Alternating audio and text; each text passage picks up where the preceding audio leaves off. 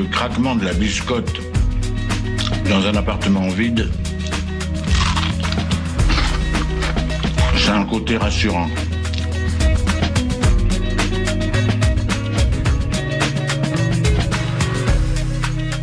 Le réveil à l'ouest, de 7h à 8h sur Westrack Radio. Je voudrais une omelette jambon fromage et une wham frite normale. Je suis navrée, nous ne servons plus le petit déjeuner, nous sommes passés à la formule déjeuner. Je voudrais un petit déjeuner.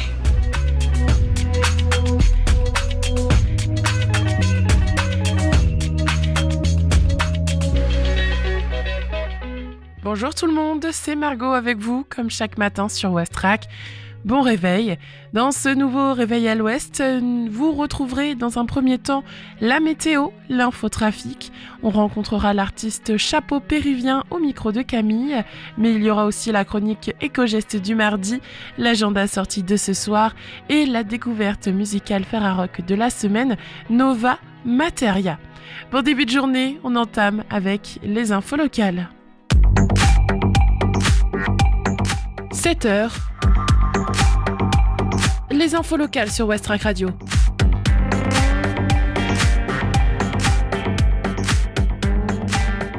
Une île sur le point de disparaître à découvrir à travers les photos de Sandra Mel exposées au Havre. La photojournaliste Sandra Mel expose à la bibliothèque universitaire du Havre depuis hier ses clichés sur l'île Jean-Charles, située en Louisiane et vouée à disparaître à cause du réchauffement climatique. Ces clichés témoignent de l'exil forcé des populations qui y vivent. La bibliothèque universitaire du Havre accueillera jusqu'au samedi 17 mai l'exposition de la photographe Sandra Mel, Fading into the Blue, Louisiane, les premiers réfugiés climatiques des États-Unis. C'est après avoir vu un documentaire sur le bayou que j'ai eu envie de m'y rendre, explique Sandra Mel. Tout est parti d'une fascination. L'île Jean-Charles, ses marécages, ses eaux troubles et ses grands chênes m'ont poussé à la recherche. J'ai découvert qu'elle était sur le point de disparaître et ai décidé d'aller le documenter. Ce que Sandra ne connaît pas alors, c'est la fascination qui va naître de cette rencontre avec les habitants de Jean-Charles. Pendant 7 ans, la photographe va y revenir régulièrement et se lier aux populations locales, photographiant leur quotidien et la disparition progressive de leur territoire. Dans cette région pauvre qui survit en grande partie grâce au pétrole, les habitants soutiennent majoritairement Donald Trump car il s'inscrit dans une logique de survie et d'immédiateté qui fait fi des considérations climatiques. Cette tristesse, Sandra Mel tente de l'exprimer à travers une soixantaine de clichés et espère qu'ils feront résonance. C'est donc une exposition à retrouver à la bibliothèque universitaire du Havre, 25 rue Lebon, entrée libre de 8h30 à 19h du lundi au vendredi et de 10h à 18h le samedi.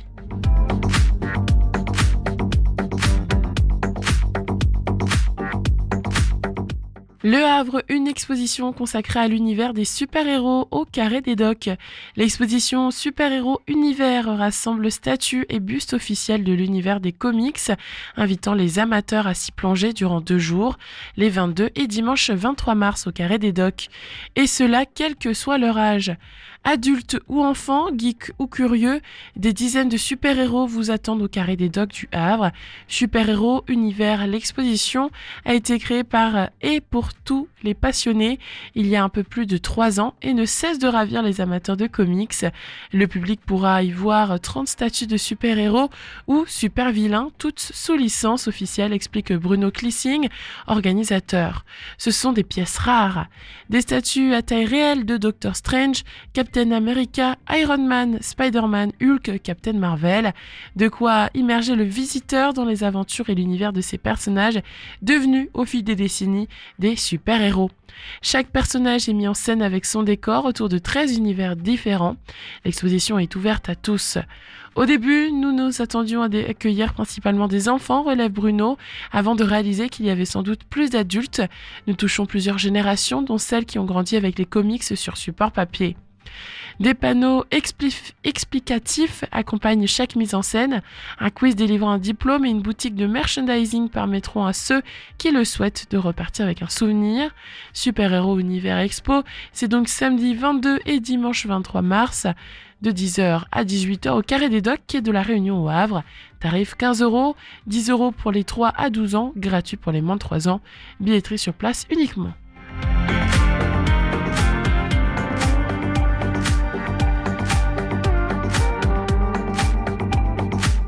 Harfleur en fête, un avant-goût médiéval au marché avant la 40e fête de la scie.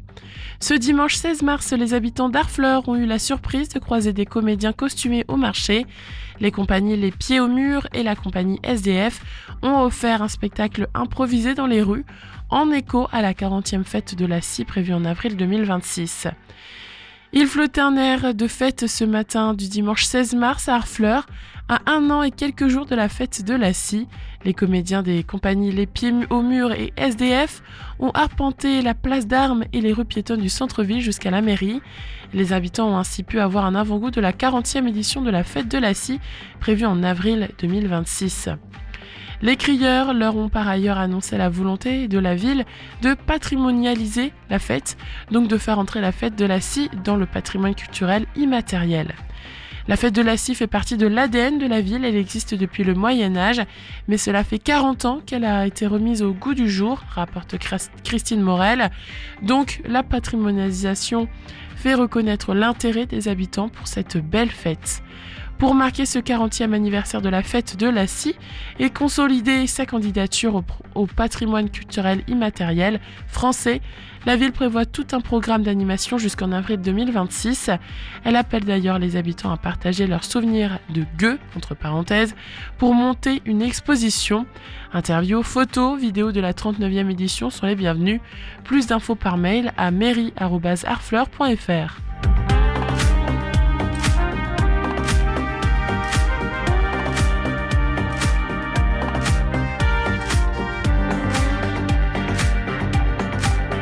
Près du Havre, une formation gratuite pour apprendre le jardinage naturel. L'association La Citelle, basée à Saint-Laurent-de-Brévedan, propose une formation gratuite au jardinage naturel au château de Gros-Ménil à Saint-Romain-de-Colbosc. Destinée aux jardiniers débutants, cette école permet d'acquérir les bases pour cultiver son potager. Sylvain Delafosse enseigne le jardinage naturel à travers un programme de 20 séances alliant théorie et pratique.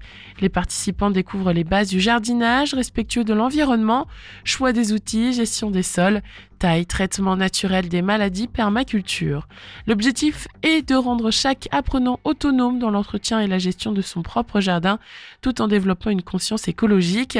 Les séances gratuites se déroulent de 10h à midi, de mars à octobre.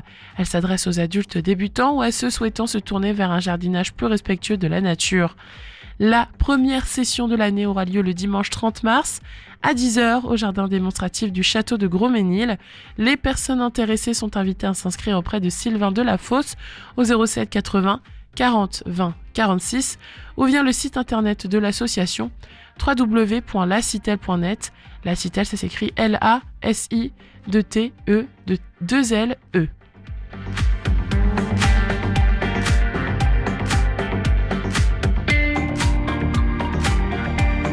Handball national 1 féminine, Octeville leader face aux Rouennaises.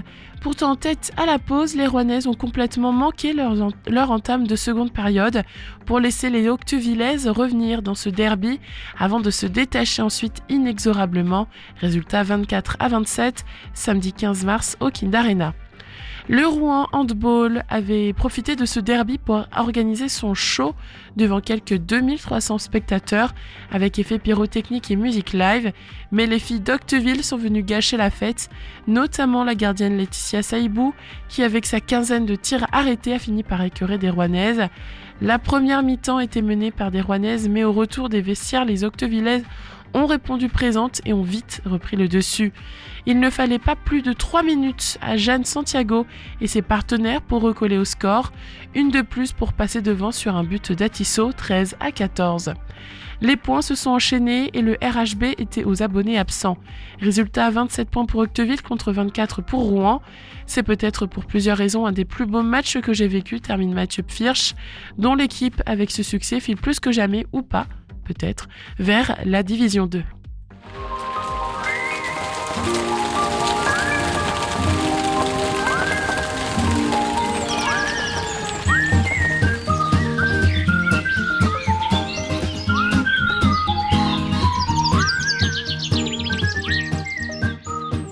Au Havre, la matinée sera ensoleillée avec une température minimale de 3 degrés. Cet après-midi, le ciel restera dégagé et les températures atteindront un maximum de 12 degrés. Un vent modéré soufflera environ 27 km/h et l'humidité sera d'environ 58%.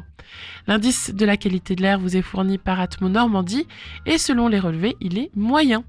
La première marée basse aura lieu à 7h45 avec une hauteur de 1,67 m.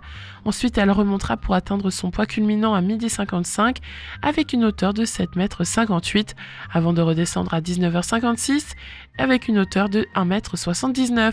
Le coefficient pour aujourd'hui est de 79. Il est 7h du matin, faut se réveiller. Oh, j'ai sommeil. Bon alors, un peu de musique pour se mettre en train. Je sais pas moi, quelque chose comme Talking about my generation.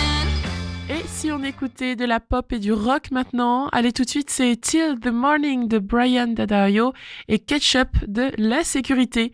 C'est tout nouveau dans la playlist West Track Radio. Il est 7h11, on se retrouve après tout ça pour faire l'infotrafic.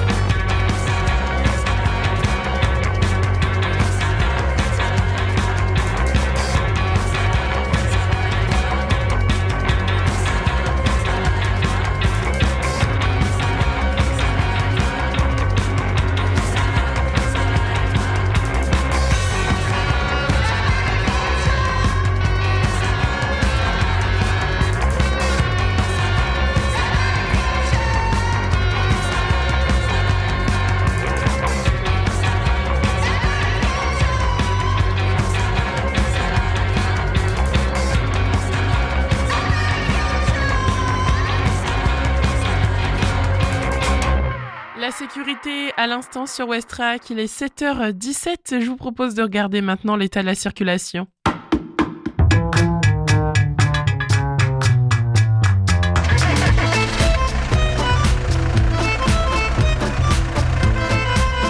Alors Activita, ça bouchonne aussi? Ah, j'en sais rien. Ce matin, j'ai parlé à mon père qui est à Caserta. Il paraît que là-bas, ça roulait pas vite, mais que c'était fluide.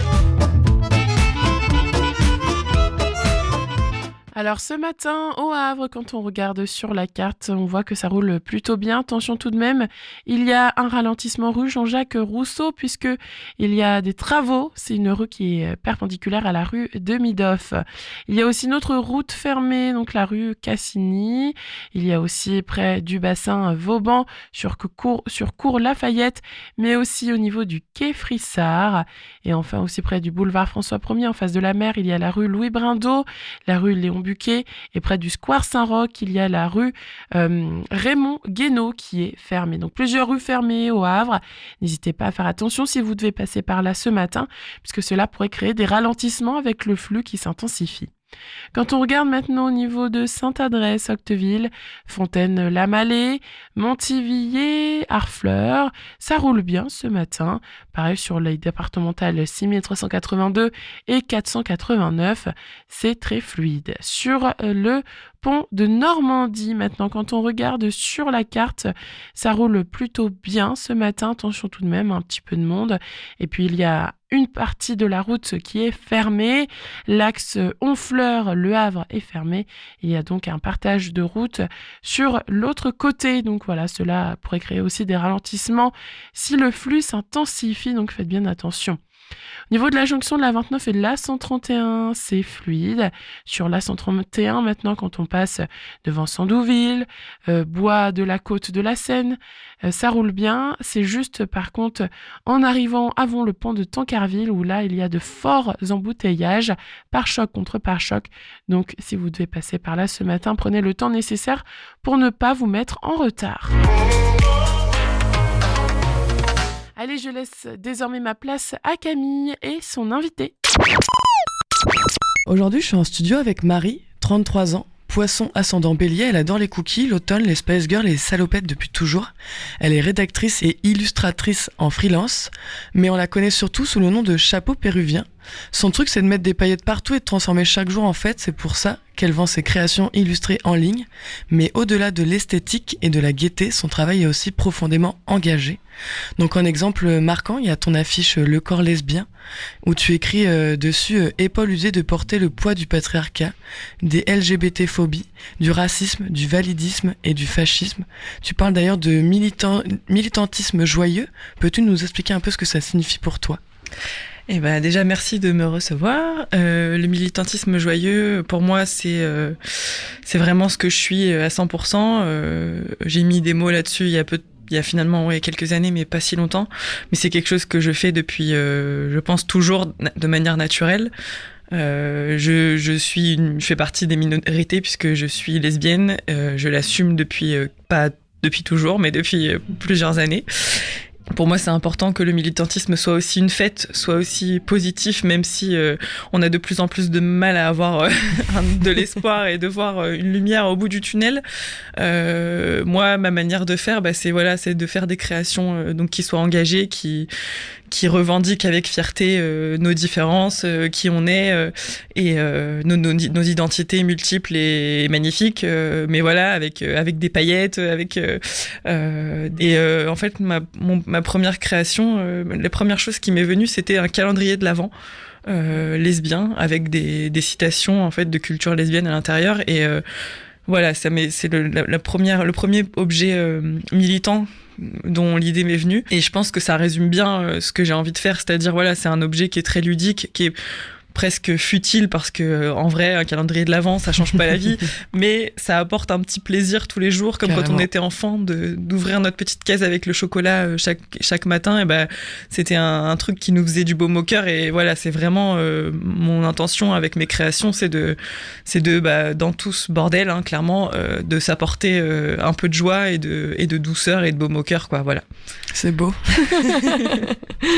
Et d'ailleurs tu parlais aussi, j'ai retrouvé que tu disais, parce que à 17 ans, si tu avais eu ces stickers entre les mains, peut-être que tu ne te serais pas dit, bon, c'est comme ça, tu aimes les femmes, et puis plutôt une en particulier, mais ça passera jamais auprès de ta famille. Et puis une femme, c'est trop compliqué, trop dramatique, trop difficile, alors enterre ça bien profond et on verra ça plus tard.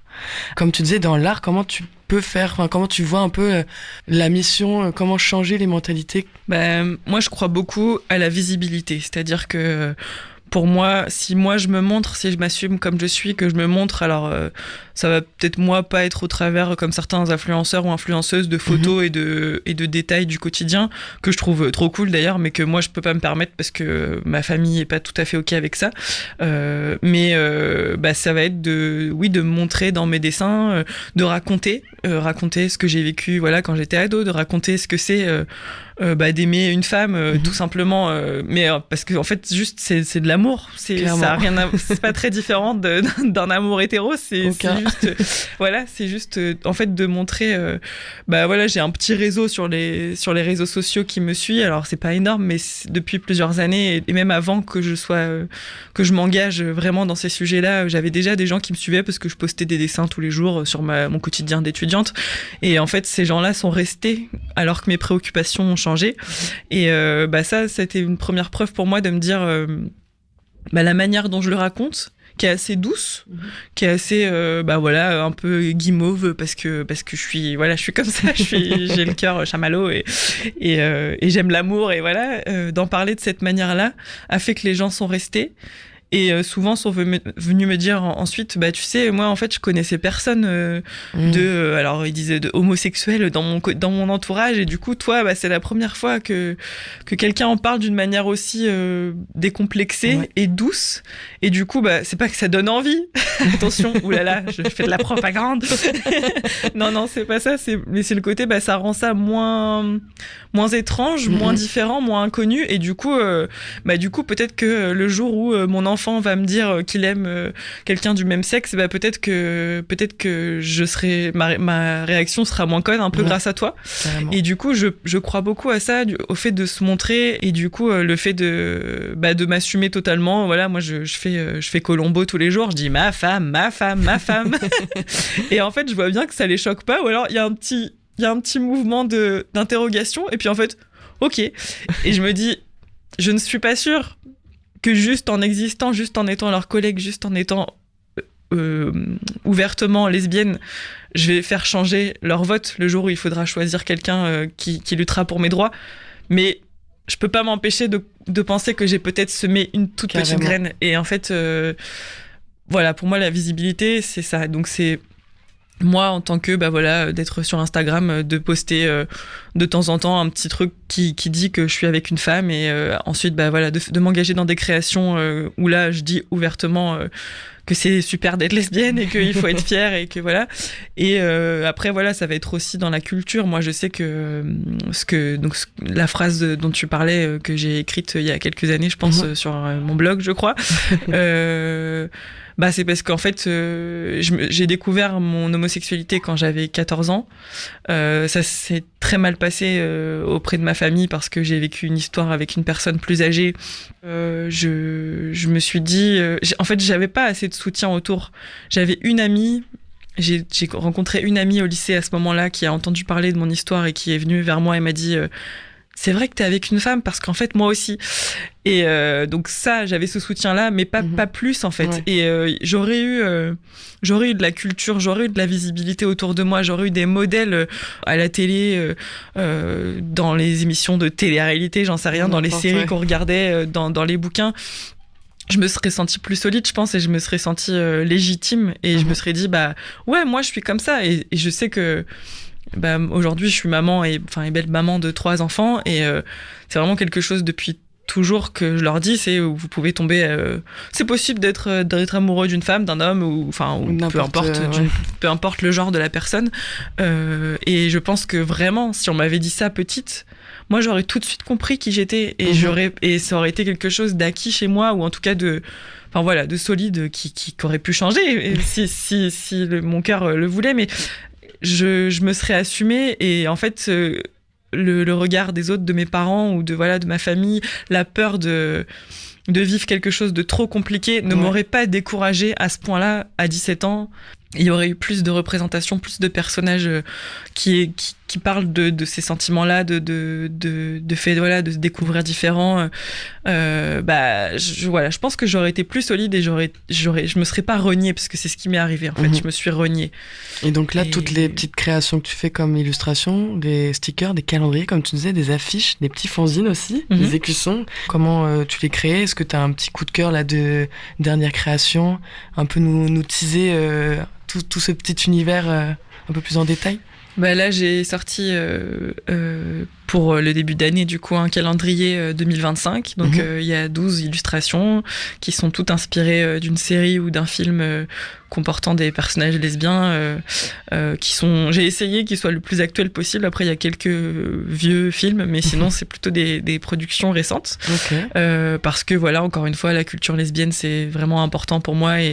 Et là, pour le coup, en fait, depuis que je suis revenue du bon côté, enfin, voilà, depuis que j'ai décidé vraiment d'assumer totalement qui j'étais il y a quelques années, maintenant, je cherche, dès que je vois une image qui me plaît, ou voilà, des fois une actrice ou un acteur qui voilà, que j'ai envie, je me dis ça j'ai envie de le dessiner, cette tenue là j'ai envie de la dessiner, cette scène là j'ai envie de la dessiner, et du coup ça m'inspire énormément. Donc voilà, il y a ce calendrier avec 12 illustrations, et après voilà, c'est des petits stickers. Moi, j'ai toujours adoré les stickers depuis que je suis toute petite. J'ai collectionné ça. C'était tout mon argent de poche passé là-dedans. Et comme il y a un autre produit comme ça qui est inspiré clairement de mes petites lubies d'enfant. C'était l'album Panini avec les stickers à collectionner. Et donc, il fallait remplir son album et acheter les pochettes. Et t'avais tout le temps des doubles et c'était l'enfer. Et du coup, il y a 2 ans, j'ai sorti un album avec des lesbiennes. Donc, où j'ai fait les petites pochettes. Sauf que moi, t'as pas de double normalement si t'achètes.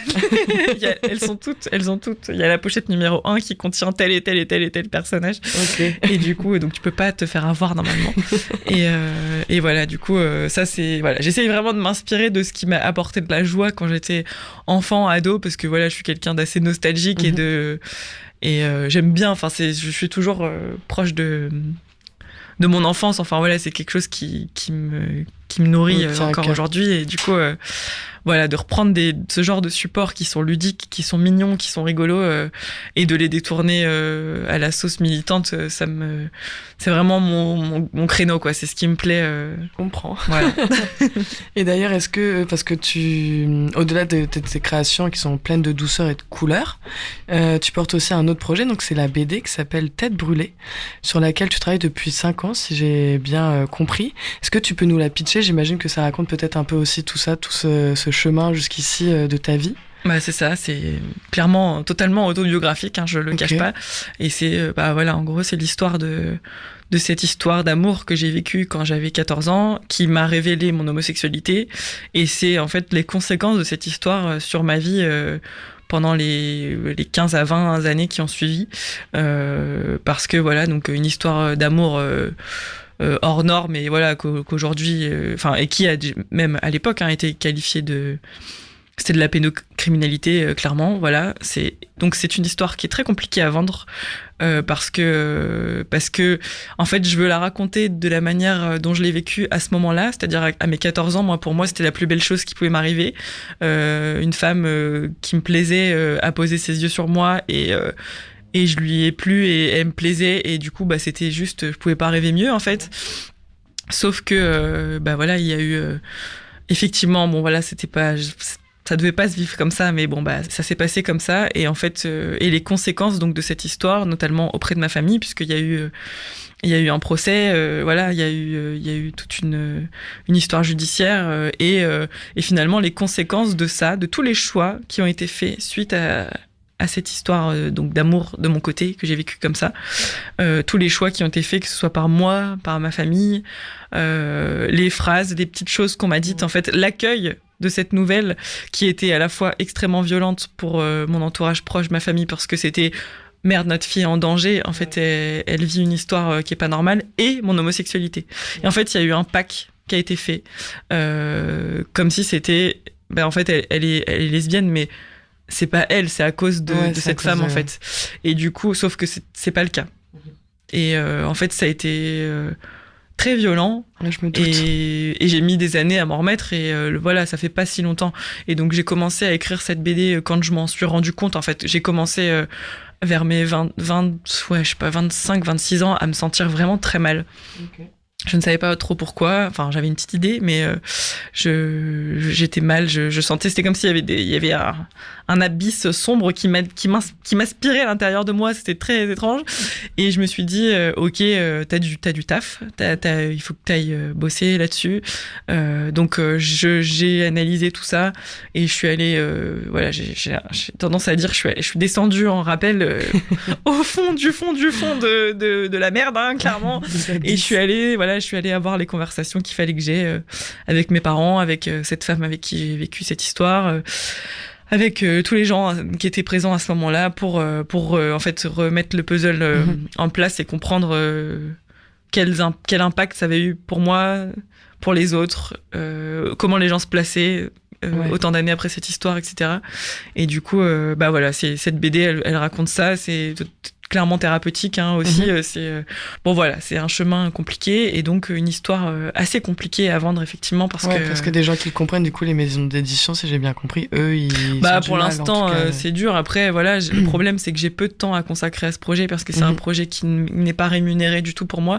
Mes créations, quand je fais une planche de stickers, ça me prend quelques heures. Ensuite je la fais produire et je les vends et ça, le temps il est assez rapide finalement et entre le moment où je le crée et le moment où ça me rapporte un petit peu d'argent, alors c'est pas des folies mais voilà, il y a quand même un petit revenu.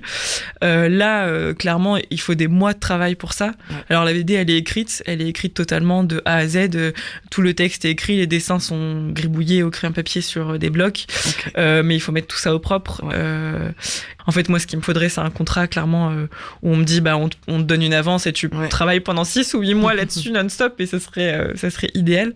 Pour l'instant je n'ai pas trouvé ça, mais comme j'en ai marre que ça traîne dans mon tiroir cette histoire et que j'ai vraiment besoin aussi de passer à autre chose parce que j'ai envie de faire plein d'autres choses, j'ai envie d'écrire plein d'autres histoires et du coup je me suis dit bah je vais commencer à la partager sur Instagram, je vais créer un compte dédié. Donc voilà. Ok. Donc avec toutes ces illustrations donc inspirées de pop culture et baignées d'amour évidemment, Chapeau Péruvien revendique une approche joyeuse du militantisme. Son travail décline ses engagements sur des supports ludiques et colorés, pensés pour réchauffer les cœurs. Donc vous pouvez la retrouver sur Instagram, sur son site internet également, ou encore sur Facebook et Etsy pour retrouver toutes ces petites jolies choses à acheter sous le nom toujours de Chapeau Péruvien. Est-ce que tu as quelque chose à ajouter pour les auditeurs? Alors tout le monde va se demander mais pourquoi elle s'appelle Chapeau Péruvien? Généralement c'est ce que tout le monde me demande, mais du coup ils sont où les chapeaux? Je trouve souvent sur les marchés il y a des gens mais c'est pas là les chapeaux péruviens alors? Ah non. Non, bon c'est un peu tiré par les cheveux hein, mais quand j'étais ado du coup j'avais tout le temps des otites et tout mal à la tête et du coup l'hiver donc je souffrais tout le temps, j'étais tout le temps malade et tout, donc ma maman m'a offert un gros bonnet péruvien en laine très très coloré, très rose, bleu, enfin avec des couleurs flash. Et du coup, les gens se sont mis au lycée à m'appeler Chapeau Péruvien, comme ça. Ok. Et je m'appelle Marie en vrai. Et bon, comme beaucoup de gens s'appellent Marie, il y a des jeux de mots avec Marie, il y en a des milliers. Beaucoup. Et du coup, le jour où j'ai voulu ouvrir mon petit blog de dessin quand j'étais étudiante, je me suis dit, mais comment je vais l'appeler Et je me suis dit, bah tiens, je vais l'appeler Chapeau Péruvien. Et alors après, j'ai cherché une explication un peu mieux parce que du coup, vraiment, ça n'a absolument rien à voir avec ce que je fais aujourd'hui. C'est bizarre, quoi. Enfin, voilà. Et du coup, un jour, j'étais au téléphone avec une copine, je crois, et je gribouillais sur un bloc et je dessinais un petit arc-en-ciel parce que j'adore les arcs-en-ciel. Et en fait, je me suis rendu compte qu'un arc-en-ciel, ça ressemblait un peu à un bonnet péruvien. Du coup, j'ai rajouté un petit visage au milieu et ça a fait enfin un logo. Et donc, je me suis dit qu'en fait, mes créations, elles étaient un peu comme un chapeau péruvien, c'est-à-dire qu'elles ne réchauffaient pas la tête, mais elles réchauffaient le cœur. Ouais. Bon, voilà, c'est hyper tiré par les cheveux, c'est un peu pourri. Coloré, quoi. Mais bon, voilà, c'est la... On aime bien. Au moins, c'est original. Trouvé, voilà. Un petit peu plus original que Marie, entre guillemets. Voilà, clairement, on peut pas faire... Voilà. Et ben, en tout cas, merci beaucoup. Et allez voir sur Instagram, il y a plein de jolies choses et sur son Etsy aussi pour aller découvrir toutes ses créations. Merci Marie et merci Chapeau Péruvien.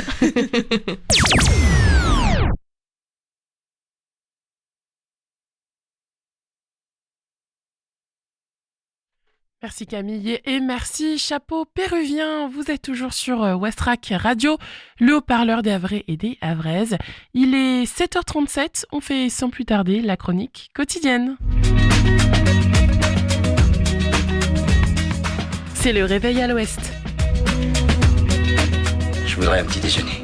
Vous n'en aurez pas en un surplus. Oui, vous venez de le dire. Les bourgeons entament leur floraison, les journées s'allongent à mesure que les heures de chauffage se raccourcissent. Oui, c'est bien ça, le printemps est là. Avec plus de 60% de la consommation en énergie du logement liée au chauffage, l'hiver c'est une période clé pour les économies d'énergie. Mais la bonne nouvelle, c'est que la sobriété c'est efficace toute l'année. Alors dans cette chronique éco-responsable du mardi, je vous propose de découvrir une sélection d'éco-gestes collection printemps-été à mettre en application dès l'arrivée des beaux jours. Petit 1, dégivrer. Dans un congélateur, chaque centimètre de glace correspond à 30% de consommation en plus.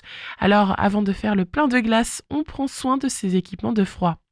Petit 2, régler. Une température située entre 55 et 60 degrés permet à votre chauffe-eau de prévenir l'apparition de bactéries et vous fournir une eau à bonne température sans surconsommer. Petit 3, réduisez. Un programme éco ou basse température permet de réduire jusqu'à 45% la consommation électrique d'un lavage en machine, linge et vaisselle. Petit 4, optimisez. Les jours s'allongent et la lumière s'intensifie. Profitez alors de l'éclairage naturel pour limiter les ampoules. Placez-vous près des fenêtres pour vos activités et ouvrez vos rideaux et vos volets. Et enfin, petit 5, basculer. Dès que les températures le permettront, coupez le chauffage et basculez votre chaudière en mode été. Elle produira toujours de l'eau chaude, mais consommera moins. Vous l'aurez compris, à la belle saison aussi, il y a de belles économies à réaliser avec quelques gestes simples. Et comme nous sommes plusieurs millions de Français et Françaises à consommer chaque minute de précieux kilowattheures d'énergie, chaque geste compte. Dans quelques minutes, il y aura le flash des infos locales, mais avant, on écoute I Don't Smoke, le nouveau single de Kenny Gray. Bonne matinée, il est 7h39 sur Westrack Radio. I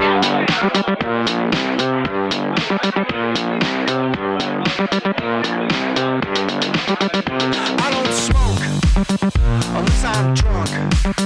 No, I don't smoke unless I'm drunk. I don't smoke unless I'm drunk. But when I'm drunk, I'll smoke the whole pack. I'll smoke every cigarette in the world. For the light out on the street, from every boy and every girl. Hey man, kiss me up, cause I don't smoke unless I'm drunk. I am vegan unless I'm drunk.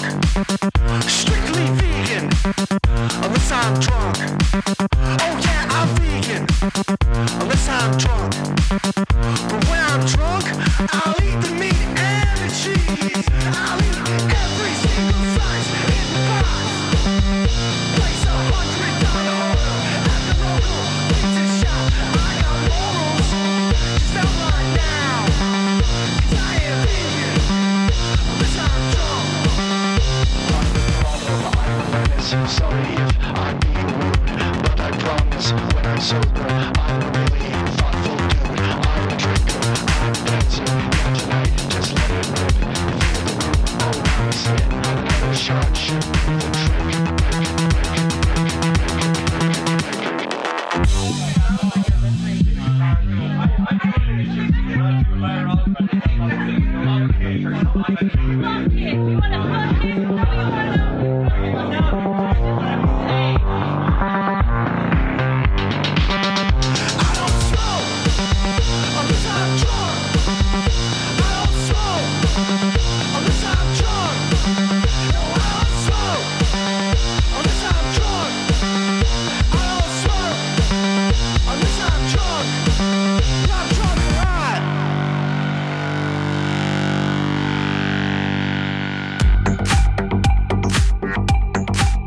Les infos locales sur Westrack.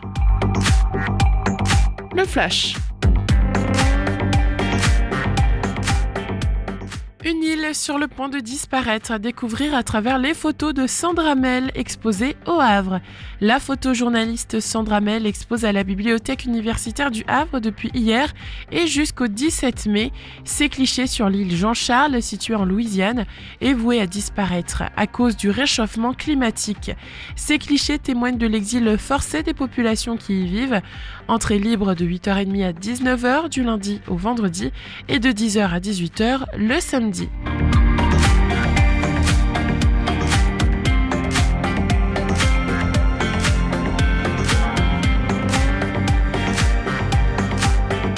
Le Havre, une exposition consacrée à l'univers des super-héros au Carré des Docks. L'exposition Super-héros Univers rassemble statues et bustes officiels de l'univers des comics, invitant les amateurs à s'y plonger durant 2 jours, les 22 et dimanche 23 mars, de 10h à 18h au Carré des Docks. Et cela, quel que soit leur âge. Tarif 15 €, 10 € pour les 3-12 ans, gratuit pour les moins de 13 ans, les moins de 3 ans, billetterie sur place uniquement.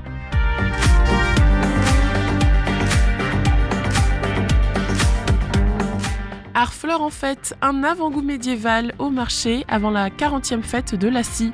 Ce dimanche 16 mars, les habitants d'Harfleur ont eu la surprise de croiser des comédiens costumés au marché. Les compagnies Les Pieds au Mur et SDF ont offert un spectacle improvisé dans les rues en écho à la 40e fête de la scie prévue en avril 2026. La ville a fait part aussi de son envie de faire entrer la fête médiévale dans le patrimoine culturel immatériel.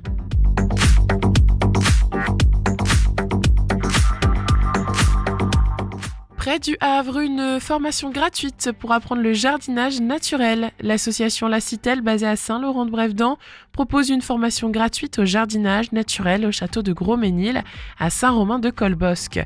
Destinée aux jardiniers débutants, cette école permet d'acquérir les bases pour cultiver son potager. Les séances gratuites se déroulent le dimanche de 10h à midi, de mars à octobre. La première session de l'année aura lieu le dimanche 30 mars à 10h. Inscription sur www.lacitelle.net.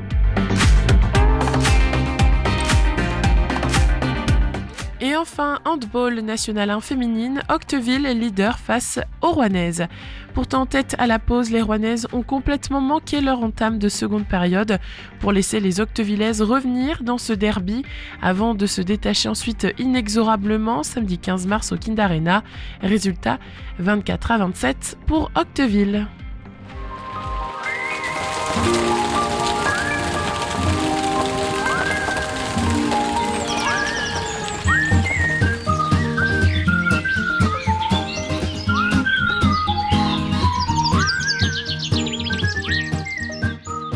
Au Havre, la matinée s'annonce ensoleillée avec une température minimale de 3 degrés. L'après-midi, le ciel restera dégagé et les températures grimperont jusqu'à 12 degrés. Un vent modéré soufflera autour de 27 km/h, tandis que le taux d'humidité avoisinera les 58%. L'indice de la qualité de l'air communiqué par Atmo Normandie est jugé moyen aujourd'hui. Et côté marée, la première marée basse est prévue à 7h45 avec une hauteur de 1,67 m. La mer remontera ensuite pour atteindre son pic à 12h55, culminant à 7,58 m avant de redescendre à 19h56 avec une hauteur de 1,79 m. Le coefficient aujourd'hui est de 79. Place à la musique, maintenant on écoute Le Silence de la Parisienne Junior, de son vrai nom Anna Jean. C'est un titre sorti l'année dernière. Belle écoute, il est 7h46. Je vous récupère juste après pour faire l'agenda sortie. À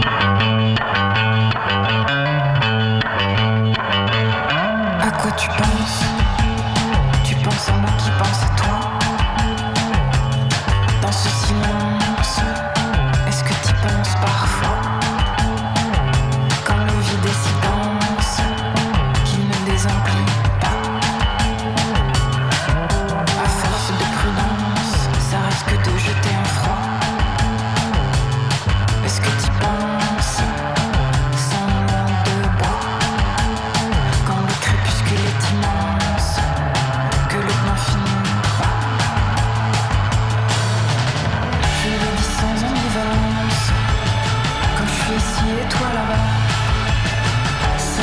J'ai tendance à penser que ça va de soi.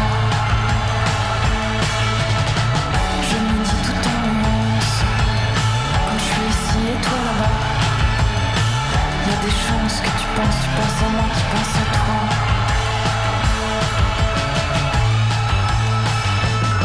À quoi tu penses? La distance on s'habituera. Et l'absence tu crois. Et le chacun pour soi. Avant la prochaine séquence, le prochain faux pas. À quoi tu penses?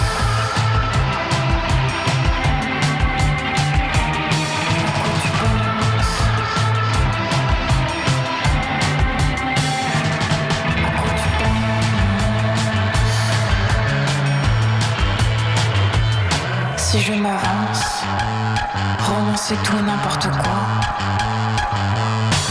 balancer l'indifférence, la crise de foi. Est-ce que tu flanches? Tu penses à moi qui pense à toi. Vers quoi tu penches pour revoir l'envers à l'endroit? Quand la nuit est si blanche qu'elle ne dégrise pas. Je le dis sans ambivalence. Quand je suis ici et toi là-bas, c'est vrai que j'ai tendance à penser que ça va de soi. Je le dis tout en nuance. Quand je suis ici et toi là-bas, il y a des chances que tu penses à moi qui pense à toi. À quoi tu penses? Tu penses à moi qui pense à toi. À quoi tu penses? Tu penses à moi qui pense à toi. À quoi tu penses? Tu penses à moi qui pense à toi. À quoi tu penses? Tu penses à moi qui pense à toi. À quoi tu penses? À quoi tu penses? À quoi tu penses? À quoi tu penses? À quoi tu penses? On vient d'entendre Junior sur Westrack. Bon début de journée, il est 7h50 tout pile. Tout de suite, l'agenda.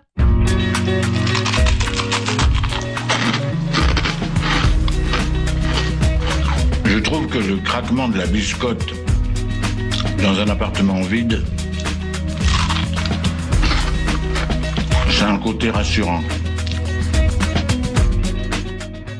Jusqu'au 24 mars, l'ULHN, en partenariat avec des acteurs culturels locaux, organise le Festival des talents cachés de l'université, un événement consacré aux pratiques culturelles amateurs. Et ce soir, à 20h, à la Maison de l'étudiant, a lieu la représentation de Courage, création théâtrale librement inspirée du roman Jour de courage de Brigitte Giraud, interprétée par l'atelier théâtre de l'université et dirigée par le collectif La Poursuite. C'est gratuit. Ou sinon, à 20h30, il y a une projection du film Blue Velvet de David Lynch, séance présentée par Jean Foubert, critique de cinéma et spécialiste de David Lynch.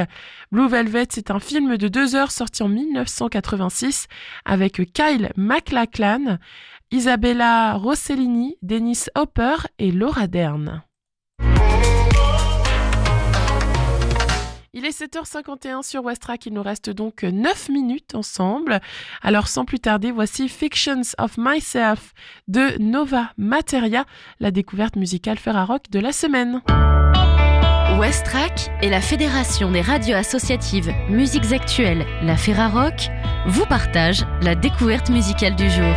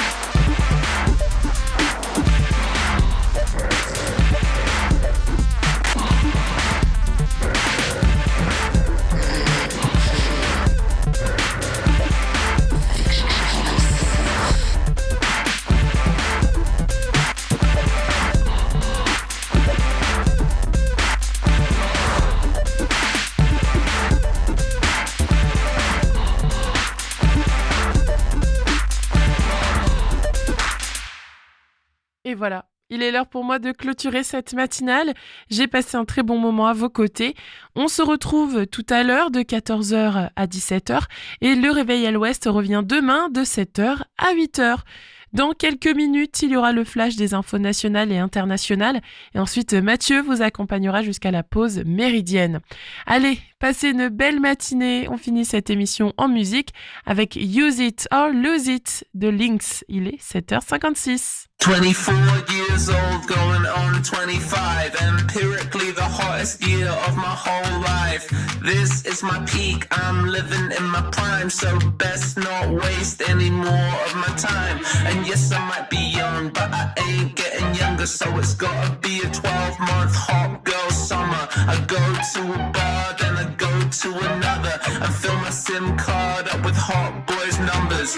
Any age, language, size, type or color. No man safe except my dad or my brother. I heard that youth is wasted on the young, so I gotta use my youth quick while I can still attract a lover. 'Cause I don't wanna be on my deathbed, wishing I got more head before the lines start appearing on my forehead. Before the time comes when I get ignored, I'll make sure I got some memories recorded. It's like Paul said, all you need is love. I'm dead sure this is what he had in mind then. That I should find them many as I can, and I'll line them up, knock them off like pawns in a board game. And I already know myself before